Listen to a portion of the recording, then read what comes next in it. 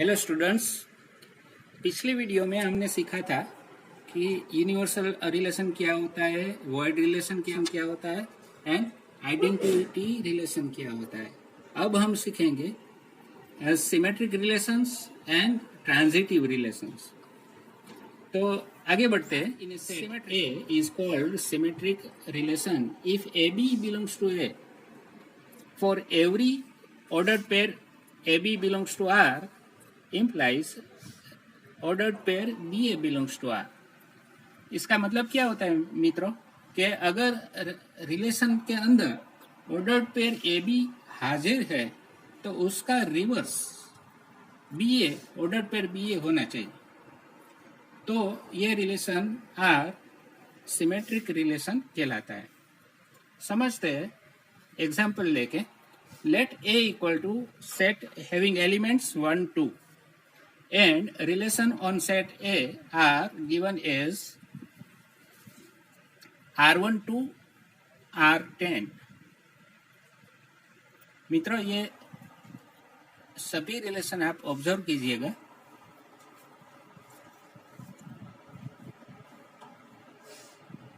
Okay, now in R1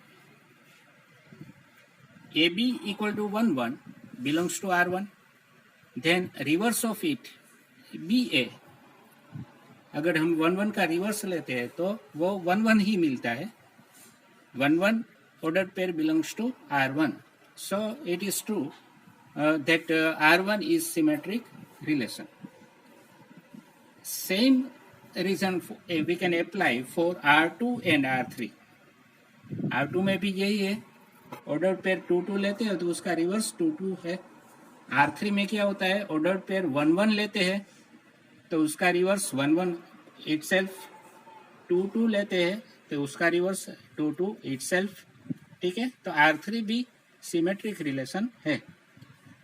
अब लेते हैं R4। R4 is symmetric also because if you take AB equal to 1, 2 belongs to R4, then reverse of it BA, ordered pair BA equal to 2, 1 belongs to R4 is true। देखो यहाँ पे R4 है तो R4 में 1, 2 लेते हैं तो उसका रिवर्स 2, 1 यहाँ पे हाजिर है। तो 1, 2 के लिए डेफिनेशन अप्लाइड है। अब देखते हैं अगला element, order pair 2, 1 AB equal to 2, 1 belongs to R4, then reverse of AB BA equal to reverse of 2, 1 is 1, 2। BA equal to 1, 2 belongs to R4, which is true। So every AB belongs to R4 implies BA belongs to R4 is true। Therefore R4 is symmetric relation। Symmetric relation में आगे example हम लेते हैं तो R8 equal to having ordered pair 1, 2। देखो यहाँ पे एक ही ऑर्डर्ड पेयर है और उसका रिवर्स इसमें हाजिर नहीं है। 1, 2 का रिवर्स 2, 1 होता है, जैसे यहाँ पे था, यहाँ पे नहीं है। ठीक है, R4 में 1, 2 का रिवर्स 2, 1 था, बट R8 में 1, 2 का रिवर्स 2, 1 नहीं है, तो R8 सिमेट्रिक रिलेशन नहीं है। R9 में क्या हुआ कि 1, 1 2, 2 1, 2 ऐसी ऑर्डर पेयर है, तो R9 is not symmetric because if you take AB equal to 1, 2 then reverse of it BA equal to 2, 1 doesn't belongs to R9। So R9 is not symmetric। Similarly, R10 also is not symmetric relation। So यहाँ पे हमने जो example लिए R1 to R10, इसमें से R1 to R7 है, सभी symmetric relation है, आप चेक कर सकते हैं। And R8 to R9 R10 है, वो सभी सिमेट्रिक रिलेशन नहीं है, they are not symmetric relations. वो भी आप चेक कर सकते हैं अकॉर्डिंग टू डेफिनेशन। ठीक है, तो आगे बढ़ते हैं। Transitive relation. This is the most important relation in a relation section. In this chapter, transitive relations students को ज्यादा टफ लगता है, पर है नहीं। अगर आप इसे अच्छी तरह से समझ ले, उसका जो मेन पॉइंट है वो आप समझ ले, तो आप कोई भी रिलेशन ट्रांजिटिव रिलेशन है कि नहीं वो पता कर सकेंगे। You can check it very easily. पहले डेफिनेशन समझते हैं। For every order pair AB belongs to R and BC belongs to R, there exists AC belongs to R. Then relation R is called transitive relation. क्या कहा है definition में? For every ordered pair AB belongs to R and BC, ordered pair BC belongs to R, there exists ordered pair AC belongs to R, then relation R is called transitive relation. इसको हम संकेत में notation में ऐसे लिख सकते हैं। For every ordered pair AB belongs to R and ordered pair BC belongs to R, then ordered pair AC belongs to R, for ABC belongs to A, because relation is defined on set A. और we can say for every ARB and BRC implies ARC, where ABC belongs to A. अब पहले तो ये definition समझते हैं। इसका मतलब क्या हुआ कि ऐसी दो ऑर्डर पेयर रिलेशन में होगी कि पहली ऑर्डर पेयर का दूसरा एलिमेंट और दूसरी ऑर्डर पेयर का पहला एलिमेंट समान होगा, तो ही हम ये डेफिनेशन अप्लाई कर सकते हैं, वरना हम ये डेफिनेशन अप्लाई कर नहीं सकते। ठीक है, तो डेफिनेशन की पहली कंडीशन ये है कि दो ऑर्डर पेयर होनी चाहिए। दो ऑर्डर पेयर होनी चाहिए जिसमें पहली ऑर्डर पेयर का दूसरा एलिमेंट एंड दूसरी ऑर्डर पेयर का पहला एलिमेंट इक्वल होना चाहिए। देखो यहाँ पे इक्वल है, तो हम क्या कर सकते हैं कि पहली ऑर्डर पेयर का पहला एलिमेंट, पहली ऑर्डर पेयर का पहला एलिमेंट और दूसरी ऑर्डर पेयर का दूसरा एलिमेंट जोड़ के एक तीसरी ऑर्डर पेयर बनाते हैं AC। तो order pair AC should be there in relation R. If it is there, then we can say that relation is transitive relation. ठीक है, तो यह डेफिनेशन है। पर स्टूडेंट्स ये डेफिनेशन के हिसाब से कई सम्स हम इसके अलावा भी कोई कुछ बातें हैं जो हम अप्लाई करके सॉल्व करते हैं, वो भी हम आगे देखेंगे। तो चलिए ये समझते हैं एक एग्जांपल लेके। Let A equal to set having element 3, 6, 9 and relation on it is defined as R equal to set having ordered pair 3, 3, 3, 6, 6, 9, 6, 6, 3, 9. Then it is a transitive relations. How can we say that it is a transitive relation? We should check two ordered pairs having same elements as I described here in the definition. तो ऐसी order pair हमें इसमें से निकालनी है, जो संबंध relation R दिया गया है इसमें से हमें निकालनी है। देखो सबसे पहले 3, 3 लेते हैं, तो हमें 3, 3 के साथ ऐसी दूसरी ऑर्डर पेयर लेनी होगी। We can take only ordered pair which is starting from 3. तो यहाँ पे दो ऐसी ऑर्डर्ड पेयर है, एक 3, 6 है, एक 3, 9 है। तो हमें ये सभी पॉइंट्स को चेक करके फाइनल ऐसे डिसाइड करेंगे कि तीसरी ऑर्डर पेयर कौन सी बनती है। देखिए 3 के साथ मैं लेता हूँ 3 6, 3 belongs to R and 3 6 belongs to R.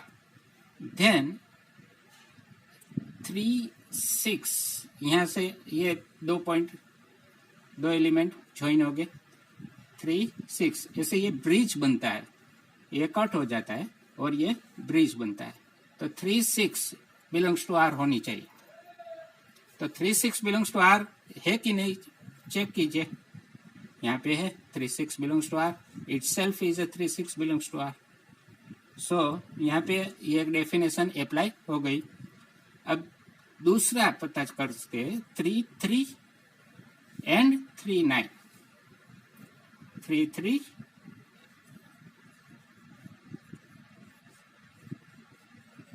And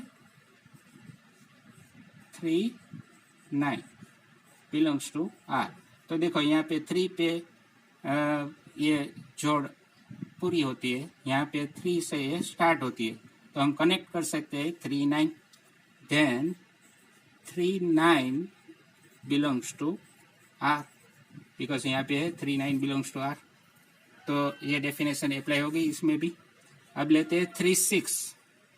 तो 3 6 के साथ क्या आता है, जो भी ऑर्डर्ड पेयर 6 से स्टार्ट होती होगी वो हमें लेनी होगी.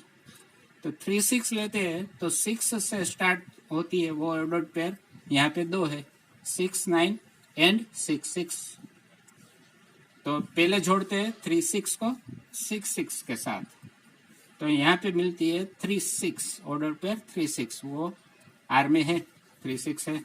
अब 3 6 को जोड़ते हैं 6 9 के साथ, तो 3 9 मिलता है, वो भी R में है. अब 6 6 लेते हैं, तो 6 6 लेते हैं तो हमें वही दूसरी ऑर्डर पेयर लेनी होगी जो 6 के साथ स्टार्ट होती है, वो है 6 9. तो 6 9 यहाँ पे लेते हैं तो 6 9 जुड़ता है, फिर से 6 9 बिलोंग्स टू R, वो भी R में है. तो यहाँ पे जो सभी ऑर्डर पेयर है जिसमें ये कंडीशन अप्लाई होती है, तो उसके हिसाब से तीसरी ऑर्डर पेयर भी मिलती है यहाँ पे.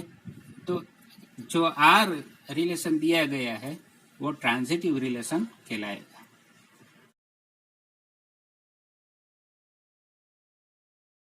ठीक है, तो ये हमने एग्जाम्पल समझा है. आप अगर न समझ में आए तो फिर से ये रिवाइज करके समझ लेना. इसके लिए मैंने एक नोट भी बनाई है कि आप कैसे पता करेंगे कि ये ट्रांजिटिव है कि नहीं. देखो, if 2 order pairs are in R, then check combination as AB and BC are there, then B ये कनेक्शन हो गया. तो आपको ये ब्रिज निकाल के, ये ब्रिज हो गया, ये ब्रिज निकाल के आपको इसको ज्वाइन करना है A to C, तो तीसरी पेयर बनती है AC. तो ये R में होनी चाहिए. ठीक है, रिलेशन में होनी चाहिए. तो आप दूसरी तरह से ऐसे भी सोच सकते हैं कि A to B, B to C, then A to C, then A to C directly. ये बीच में से ब्रिज है वो निकाल देना है, तो A to C हो जाएगा. तो थर्ड पेयर आपको मिल जाएगी कि कौन सी होनी चाहिए. ठीक है, तो ये एक ट्रिक है. और अगर आप समझना चाहते हैं शब्दों में, in words you can understand as if second element of first pair, this is first pair and this is second element of first pair, and first element of second pair is equal, this is second pair and this is first element of second pair, is equal. so यहाँ पे B है तो equal है. ठीक है, तो is equal, then only combination of two pair can be made by taking first element of first pair, first element of first pair, and second element of second pair, second element of second pair, make a combination AC, then third is ordered pair AC. तो ये are में होनी चाहिए। तो आप ऐसे सोच सकते हैं, जो नोट दिया गया है वर्डिंग उसमें ये कंडीशन है, आप सोच सकते हैं, और अगर है तो आप कह सकते हैं कि इट इज ट्रांजिटिव रिलेशन। ठीक है, और एग्जांपल लेके समझते, let A equal to set having element 7, 8, 6 and relations on A are defined as, देखो यहाँ पे मैंने 8 रिलेशन दिखाए हैं, तो इसमें से हमको पता करना है कि कौन सा ट्रांजिटिव है और कौन सा नहीं है। Which are transitive we can check by the definition, और कुछ ऐसी भी पॉइंट्स है जिसमें डेफिनेशन अप्लाई नहीं होती, तो भी हम कह सकते हैं कि वो रिलेशन ट्रांजिटिव है। ये एग्जाम्पल में हम समझ सकेंगे। देखिए, पहला रिलेशन है R1 having only one ordered pair 7, 8। देखो डेफिनेशन क्या बोलती है कि उसमें 2 ऑर्डर्ड पेयर होनी चाहिए, बट यहाँ पे तो एक ही है। तो मित्रों, ये रिलेशन में, ट्रांजिटिव रिलेशन में 2 एक्सेप्शनल केसेस है। इसमें से पहला है कि अगर एक ही ऑर्डर्ड पेयर है तो आप ले सकते हैं, इसे कंसीडर कर सकते हैं एज ट्रांजिटिव रिलेशन। तो R1 is transitive relation. Similarly R2 also have only one ordered pair, then it is a transitive relation. तो R1 and R2 हो गए ट्रांजिटिव रिलेशन। अब R3 देखते हैं। तो R3 में क्या होगा कि 7, 7 एक ऑर्डर्ड पेयर है। अब हमें देखना है कि 7 से स्टार्ट होती हुई दूसरी ऑर्डर्ड पेयर है कि नहीं। तो यहाँ पे है, तो हम ये 2 ऑर्डर्ड पेयर लेके इसको ज्वाइन करेंगे, तो ये ब्रिज हो गया 7, 7 का, और ये ब्रिज पास हो गया 7, 8 का। तो 7, 8 ऑर्डर्ड पेयर मिलनी चाहिए जो यहाँ पे है। ठीक है, अब दूसरा कोई एलिमेंट नहीं है कि जो 7 से स्टार्ट होता हो, तो हम नहीं सोचेंगे, उसके बारे में नहीं सोचेंगे। अब लेते हैं 8, 8। तो 8, 8 लेते हैं, तो 8 के साथ स्टार्ट होता हुआ दूसरा ऑर्डर पेयर है 8, 7। तो हम ये 2 ऑर्डर पेयर से जो हम ले सकते हैं उसको ज्वाइन करेंगे। ये ब्रिज हो गया 8, 8, और ये ब्रिज पास हो गया 8, 7।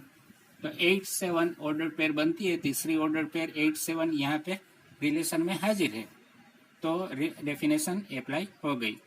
अब 7, 8 के साथ देखते हैं, तो 8 से स्टार्ट होती हुई दूसरी ऑर्डर पेयर है 8, 7। तो यहाँ पे भी 8, 8 ब्रिज हो गया, और 7, 7 जोड़ते हैं तो ब्रिज पास हो गया, तो 7, 7 तीसरी ऑर्डर पेयर बनती है जो यहाँ पे है। तो कंडीशन अप्लाई हो गई, डेफिनेशन अप्लाई हो गई। अब यहाँ पे और एक ऑर्डर पेयर जो 8 के साथ स्टार्ट होती है, जो है 8, 8। तो अगर हम ये जोड़ेंगे 7, 8, 8, 8, तो 7, 8 ही बनेगा। तो वो ऑलरेडी इसमें है, तो डेफिनेशन अप्लाई हो गई। अब देखते हैं 8, 7 के साथ क्या होता है। तो 8, 7 लेते हैं, तो 7 से शुरू होती हुई दूसरी ऑर्डर पेयर हमें ढूंढनी होगी, जो यहाँ पे 2 है। एक तो है 7, 7 और दूसरी है 7, 8। तो 8, 7 एंड 7, 7 लेते हैं, तो बनती है तीसरी जोड़ ऑर्डर पेयर 8, 7, जो ऑलरेडी R3 में है। अगर 8, 7 के साथ 7, 8 लेते हैं, तो बनती है तीसरी जोड़ 8, 8, वो भी इसमें है। तो R3 होगा, क्या होगा मित्रों, ट्रांजिटिव रिलेशन होगा।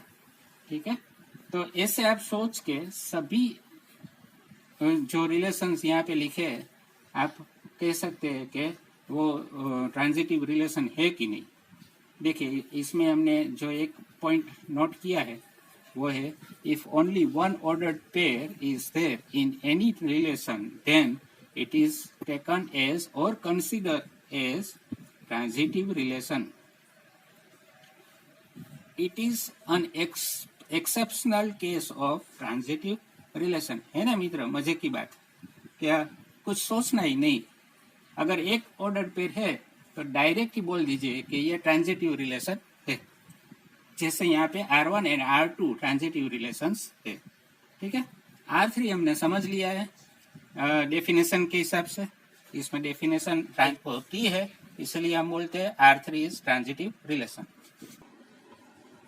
अब हम सोचते हैं R4 और R5 के बारे में। अगर आप देखेंगे तो R4 और R5 में डेफिनेशन अप्लाई हो ऐसी दो ऑर्डर्ड पेयर है ही नहीं, तो इसे हम ट्रांजिटिव रिलेशन के तौर पे एक्सेप्ट करेंगे। तो R5 and R4 are transitive relations since there are no ordered pairs such as AB belongs to R and BC belongs to R. That means कि पहली ऑर्डर पेयर का दूसरा एलिमेंट और दूसरी ऑर्डर पेयर का पहला एलिमेंट इक्वल नहीं है। देखिए हम अच्छा चलो मैं आपको बता ही देता हूँ R4 में क्या है, R5 में क्या है। देखो ये R4 है, R4 के अंदर 7 7 8 8 6 6 ऐसी तीन ऑर्डर्ड पेयर है। There are 3 ordered pairs in the relation R4, but no ordered pair has conditional ordered pair which is shown in definition. तो अभी अभी हमने देखा कि अगर ये 7 7 है तो 7 से स्टार्ट होती हुई दूसरी ऑर्डर्ड पेयर यहाँ पे होनी चाहिए। 8 8 है तो 8 से स्टार्ट होती हुई दूसरी ऑर्डर्ड पेयर होनी चाहिए। 6 6 लेते हैं तो 6 से स्टार्ट होती हुई दूसरी ऑर्डर्ड पेयर यहाँ पे होनी चाहिए। तो ट्रांजिटिव रिलेशन की डेफिनेशन अप्लाई करने के लिए दो ऑर्डर्ड पेयर ऐसी होनी चाहिए कि जिसमें पहली ऑर्डर्ड पेयर का दूसरा एलिमेंट और दूसरी ऑर्डर्ड पेयर का पहला एलिमेंट इक्वल हो। यहाँ पे जो ये नहीं है, तो ये मैंने बताया था ना कि दो एक्सेप्शनल केसेस है, ये दूसरा एक्सेप्शनल केस हो गया कि अगर डेफिनेशन अप्लाई नहीं होती है तो ऐसे केस में relation R4 is transitive relation. Same is here R5। R5 में दो ऑर्डर्ड पेयर है, there are 2 ordered pairs, one is 7 8 and second is 6 8, but दोनों में से किसी भी ऑर्डर्ड पेयर में वो ब्रिज नहीं बनता जो मैंने अगली बार दिखाया था, आगे दिखाया था। वो ब्रिज बनना चाहिए दूसरी एलिमेंट और पहले एलिमेंट के बीच में। तो ब्रिज बनता है तो ब्रिज क्रॉस कर सकोगे ना मित्र। तो ब्रिज क्रॉस करने के लिए ब्रिज बनना जरूरी है। तो ब्रिज हाजिर है तो आप ब्रिज क्रॉस करेंगे, वरना नहीं। तो आप इसे ट्रांजिटिव रिलेशन समझ लेंगे। ये एक्सेप्शनल केस है, ठीक है। तो R4 and R5 are transitive. सो यहाँ पे हम नोट लिख सकते हैं कि in the given relations if there are no ordered pairs in which second element of any one ordered pair is equal to first element of another ordered pair, then given relation is considered as transitive relation. ठीक है, it is another exceptional case. तो ये भी मजे की बात हो गई। Move on to R6। अब ये बहुत बड़ा होने वाला है, तो एक समझा देता हूँ, बाकी का आप खुद समझ लेना। ये स्लाइड है, इसमें R6 क्या था मित्रों? R6 के अंदर ऑर्डर्ड पेयर्स है 7 7 7 8 7 6 8 7 8 8 8 6 6 7 6 8 6 6। तो ये जो R6 है ना, वो A क्रॉस A से बना हुआ है। अगर आपको दिया गया A equal to set having element 7 8 6, then take a cross product of it A cross A। A cross A आप बनाएंगे तो मिलता है ये R6। देख लेना, check it out that R6 is A cross A। ठीक है, तो इसमें कितने एलिमेंट्स हुए? हम डायरेक्टली कह सकते हैं कि ए में 3 एलिमेंट्स है, there are 3 elements, then A cross A has number of elements is 9, 3 into 3, तो 9 एलिमेंट्स हमें चेक करने होंगे। तो प्रोसेस लंबा होता है, ट्रांजिटिव रिलेशन चेक करने के लिए प्रोसेस लंबा होता है। But don't worry, I will give a tip that if A cross A is there, then what to do, ठीक है। ओके, तो ये जो कैलकुलेशन दी है वो आप खुद ही समझ लेना, and now you are capable to understand it. I definitely say that you are capable to understand this type of calculation, right? I am fully confident. So R having elements, how many elements were there? 9 elements. If you check all 9 elements like this, then you can come to conclusion that R is a transitive relation because definition is applied in this relation. So R6 is transitive relation. Now जो मैंने tip या trick की बात करी थी वो ये note है, that if relation R is A cross A, that means याद कीजिएगा ये क्या कहलाता है, यूनिवर्सल रिलेशन कहलाता है, ठीक है। जो यूनिवर्सल है तो उसका कुछ फायदा तो होना चाहिए ना। तो R equal to A cross A is always a reflexive, symmetric and transitive. अगर आपको पता चले कि ये यूनिवर्सल रिलेशन है तो आपको ये चेक करने की जरूरत ही नहीं है। यहाँ तो मैंने समझाने के लिए ये लिखा है, कैलकुलेशन बताइए। अगर आप नहीं बताओगे और डायरेक्ट ये कह दोगे कि ये यूनिवर्सल रिलेशन है, then it is okay, right. So आगे बढ़ते हैं, move on to R7 is not transitive relation since there are element 8, 7 belongs to R and 7, 8 belongs to R, but joining two element 8, 8 is not there. Ordered pair 8, 8 doesn't belongs to R.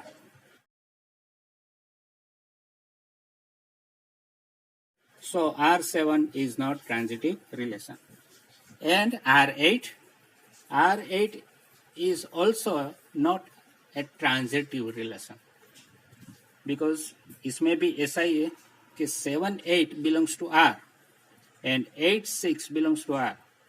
तो ये bridge cross करेंगे हम तो 7, 6 मिलता है, but 7, 6 doesn't belongs to R.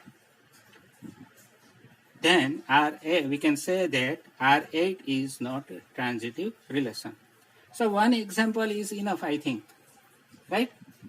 वैसे भी ऐसे एग्जाम्पल हमें बहुत ही ऐसे नहीं लगते हैं, ठीक है। चलो आगे। ये रिलेशन है इक्विवेलेंस रिलेशन। हमने जो अभी तक का ये पूरा सफर किया है, इसमें जो भी रिलेशंस आए हैं, 3 रिलेशन क्या है, रिफ्लेक्सिव, सिमेट्रिक एंड ट्रांजिटिव। अगर ये तीनों एक साथ मिल जाता है किसी रिलेशन में तो ये कहलाता है इक्विवेलेंस रिलेशन। तो डेफिनेशन भी यही कहती है कि a relation R on a set A is said to be an equivalence relation on A if it is reflexive, symmetric and transitive.